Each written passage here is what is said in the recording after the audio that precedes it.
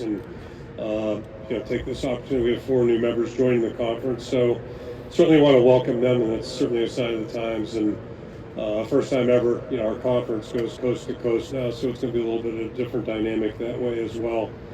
So, a lot of changes, portal, NIL, transfers, what have you. And certainly there'll be more coming. Next couple of years will be really interesting to see. So I think, the biggest takeaway is it's like always, you just have to embrace, change. It is inevitable.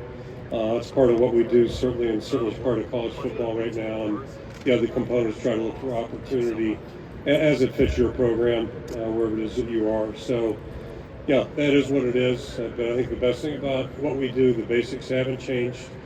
And the single best part about coaching is being around good people, whether it's the young people, most importantly, you get to work with, or the staff, support staffs, all those different groups, and kind of come together and have a chance to work for common things. And that's really what makes this so enjoyable. And, it's special, it's challenging, and then hopefully it's rewarding as well.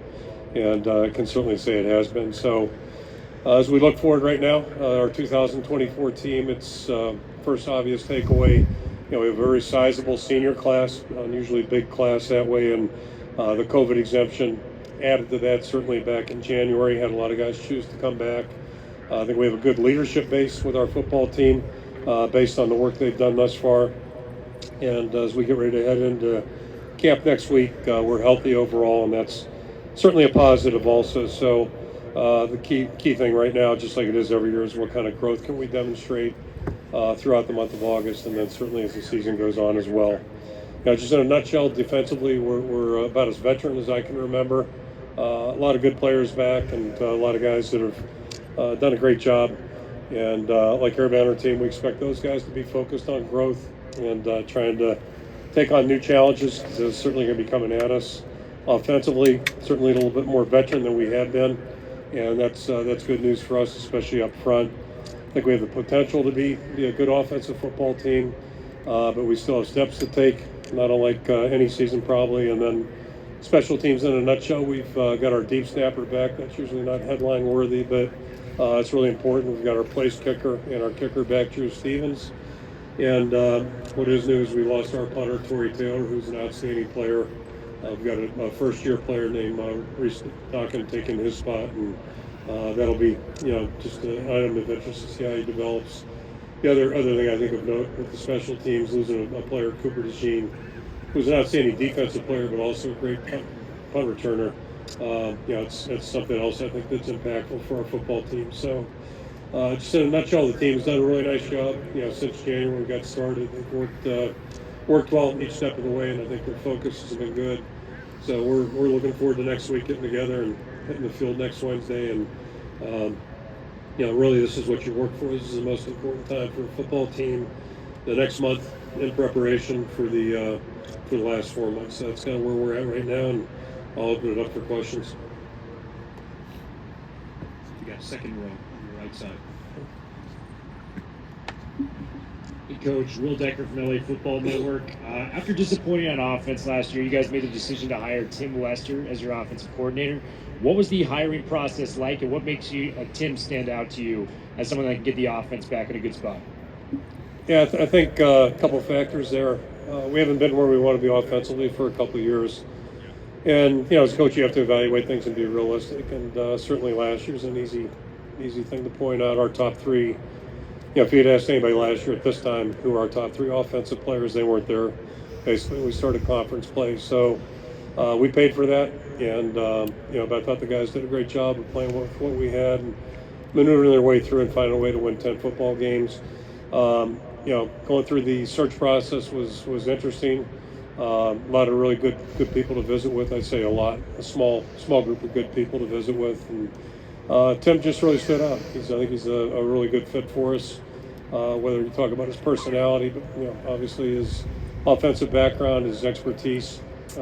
Played quarterback, coached quarterbacks, has been a coordinator, and then had a rare opportunity last year to really almost take a coaching sabbatical, if you will, and worked with the Packers and got great exposure to a lot of people offensively, helped out on the defensive side. So he comes with a wealth of knowledge. One thing I do appreciate, he's a former head coach. That wasn't a requisite, But I also, quickly in the conversation, I think he's got a deep appreciation for how football works, how offense can complement defense, special teams.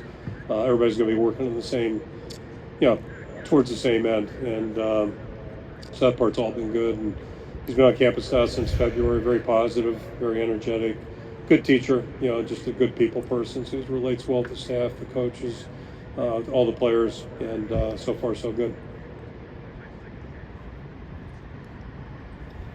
Hi, Kirk. John Steppe, Cedar Rapids Gazette. Hope you're doing well. Kind of along those lines, what have been kind of your biggest impressions from the kind of Shanahan-style offense that Tim has implemented, and how helpful is that to visit up to Green Bay as you kind of get ready to implement this in the fall? Yeah, I mean, every exposure is good, whether it's us implementing it and installing it during spring practice or, watching other people do it at a proficient level. And, every offense has its different styles and whatever, but really to me, success in offense still gets down to execution. The guys up front have to block, and the receivers have to block. And then, somebody's got to do a good job of getting the ball where it's supposed to. And the passing game's the same thing. People have to get open. They've got to make tough catches, and quarterback's got to be able to deliver, and it all starts with protection. So it's not like you're inventing anything. It's going to be a little bit different, certainly. And but I think our players really took to it quickly. I went through a similar thing in 1996, I guess it would have been. We moved to Baltimore when Ted Marchibroda took over the offense for us. And my takeaway from that was the players learned a lot faster than I did. I was the only guy that was stumbling on things that were in my memory bank. The players just move on pretty quickly. And it's kind of been that way this way, too. So it's been a good transition. But all that being said, we've got a lot of work to do here the next 4 weeks. I'll do in the back left. Hey Kirk, Chad Leistiko, Des Moines Register. Cade McNamara seems to be fully recovered from the torn ACL. He says he's 100%. I guess as you go into fall camp, and then you also got Brendan Sullivan here, Big Ten starters. So as you go into fall camp, do you view Cade as your definitive starter, and if so, why? Well, I do. I mean, we played against him right here on this field a couple years ago in December, and got to see him that entire season on film. So we had great respect and admiration for him as a player, a competitor. Unfortunately, for our fan base and the media, none of you guys have seen him play full speed, thus far in an Iowa uniform. So I'm eager to see him, perform for us this year. Nobody's more eager than he is, and hopefully he's not too eager. The good news regarding the injury, I've told a couple of people already today, back in the 80s, ACL injuries could be unpredictable. No surgery is routine anymore, but fortunately, 30-some years later, the advances in medicine, ACLs, players come back from them all the time without issue, and we anticipate that for Cade. I know he's eager to go, and eager to see Brendan, too, in practice. It'll be fun to work with him. He's been really impressive in the summer program, and a very competitive guy. He's been impressive in a lot of ways, and seems like he's transitioned really well in Iowa City. So, we're eager to see all of our guys out there, but the quarterback position will be something of note for sure. First row on your right side. Coach Lynn Harrington, Stay Alive, Power 5. How you doing today? Good. How about you? I'm doing all right, man. Good to see you again. Likewise. So to follow up on what you were talking about with Tim Lester, can you go more in depth on his relationships with the quarterbacks on the roster and the impact that he's had on the offense as a whole in the short amount of time he's been there? Yeah, it's hard to judge impact because we haven't played anybody yet, but see a lot of positive things. And, not to oversimplify things, but I've been at Iowa now. This is my 35th year coming up. Going back to the 80s, I think one common theme, when we play well up front and we get good quarterback play, we've got a chance to become a good offense. That's kind of been a common denominator. And we haven't had that opportunity the last couple of years. I think we're finally in a position where maybe that is realistic, and we're certainly hopeful we'll know more here in a couple of weeks. But Tim's fit in really well. I mean, he's again, high-energy guy. He's got really, I think, a good grasp of what he wants to do, a good vision of where he wants to go, and he's been very interactive with everybody in the staff in terms of, what do you think, what do you guys see, all those types of things. And to me, that's the quality of a good coach and a good leader, and he's certainly in a leadership role. So his transition's been very, very seamless, and it's been very natural.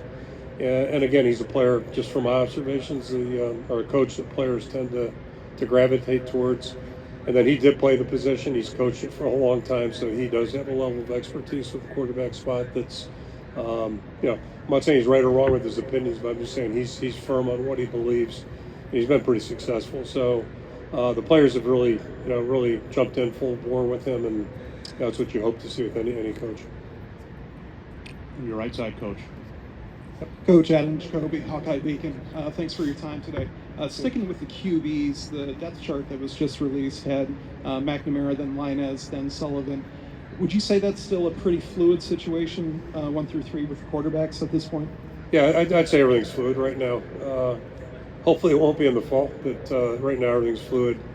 And we could have listed Brandon too. He hasn't put a helmet on yet for us, so when we see him on the field, then maybe he'll be in competition with the other 3 guys. But yeah, I expect it to be 3 guys competing. And Cade obviously has got more experience than any of them. He's had more demonstrated success. That gives him a huge advantage. But yeah, all 3 guys will compete. It's the same way at every roster spot right now. We don't have anybody that's that. Nobody's just entitled to positions. It just doesn't work that way. On your back left, Coach. Hi, Kirk. Scott Docterman with The Athletic. Wanted to ask you about tight end Luke Lachey. You've had a good reputation of developing a lot of NFL tight ends. How does he kind of compare and contrast with some of the ones that came before him, and what's his upside this year? 2 things about Luke and Scott. You know him, so this will resonate. He's just one of the nicest people I've ever met. He's unbelievably just a nice human being, a really first-class guy. I think we all suspect and know that he's a really good football player, but I think maybe as impressive as anything I saw was just the way he handled a very disappointing injury last year. He was fully engaged, fully immersed, and did a great job working with the other guys that were playing where he was supposed to be playing. So that's a high compliment, and that's why he's here right now. The team selected him as one of our leaders, and it's not even close. I mean, he's up there at the top. So he's just a great quality young guy, and he's all about the team. He's an outstanding football player. And one thing, we have had a lot of great tight ends come through our place. You look at a guy like George Kittle, who really has continued to improve, and he's playing at a much higher level, was starting to play at a much higher level at age 25 than he was at 21. And that's what good players do. They just keep getting better.